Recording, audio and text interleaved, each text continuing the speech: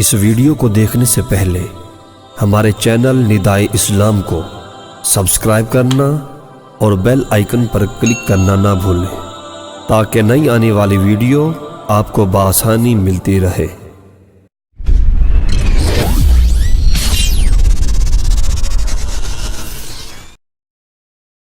بسم اللہ الرحمن الرحیم۔ معزز سامعین، آج ہم آپ کے لیے بہترین تاریخی واقعات لے کر آئے ہیں اور ہمارے اس واقعے کا موضوع ہے سروں کے اوپر پہاڑ۔ اور اس طرح کی اسلامی ویڈیوز کو دیکھنے کے لیے ہمارے چینل ندائے اسلام کو لائک اور سبسکرائب کرنا مت بھولیے۔ حضرت موسیٰ علیہ السلام نے تورات شریف کے احکام پڑھ کر بنی اسرائیل کو سنائے اور فرمایا کہ تم لوگ اس پر عمل کرو۔ جب بنی اسرائیل نے تورات شریف کے احکام کو سنا تو ایک دم انہوں نے ان احکام کو قبول کرنے سے انکار کر دیا۔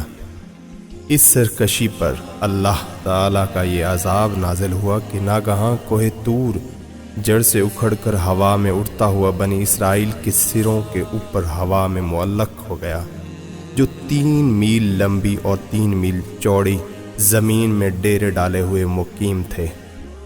جب بنی اسرائیل نے دیکھا کہ پہاڑ ان کے سروں پر لٹک رہا ہے تو سب کے سب سجدہ میں گر کر عہد کرنے لگے کہ ہم نے تورات کے سب احکامات کو قبول کیا اور ہم ان پر عمل بھی کریں گے۔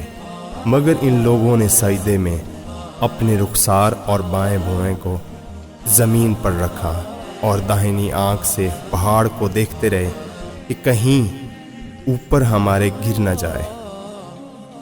یہی وجہ ہے کہ اب بھی یہودی اسی طرح سجدہ کرتے ہیں کہ بائیں رخسار اور بائیں بھویں میں زمین پر رکھتے ہیں۔ بہرحال بنی اسرائیل نے جب توبہ کر لی اور تورات کے احکام پر عمل کرنے کا عہد کر لیا تو پھر یہ پہاڑ اڑ کر اپنی جگہ پر چلا گیا۔